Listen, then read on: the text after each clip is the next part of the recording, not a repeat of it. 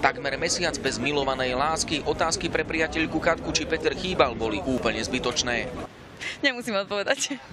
Tour de France zažila a videla prvýkrát a z najprestížnejších cyklistických pretekov na svete bola až uchvátená. Tí ľudia, tá atmosféra, je to úžasné, ako pozbudzujú. Ja neviem osobne, kebyže tu nemám takého blízkoho človeka, či by som tu bola. Ako raz asi áno, ale viac možno nie, lebo to je dosť náročné.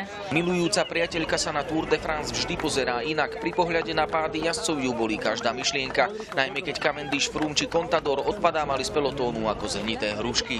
Ja som sa strašne bála, lebo ja viem, že Peter nemá limity, že on ide ako blázon a keď nie je on, tak niekto iný ho môže zhodiť a vtedy to sú úplne nervy. Ale dobre, tak som rada. Noc v romantickom Paríži však bola dokonalou náplasťou na týždne odlúčenia. Čas. Ten je pri súťažení pre Petra Sagana veľmi dôležitý. A teraz je doslova pre neho nepriateľom. Nemôže si dovoliť ani návštevu rodnej Žiliny.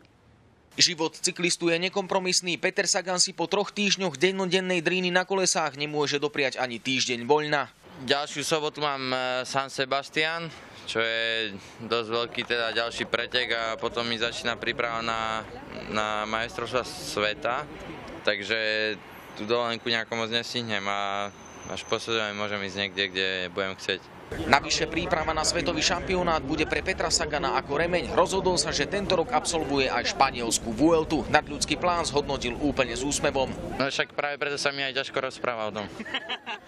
Oslavy zeleného hetriku s kamarátmi a fanúšikmi doma v Žiline tak musí odložiť na október. Na tých najbližších si čas nájdem, hej. Potom s tými ďalšími už je to trochu horšie.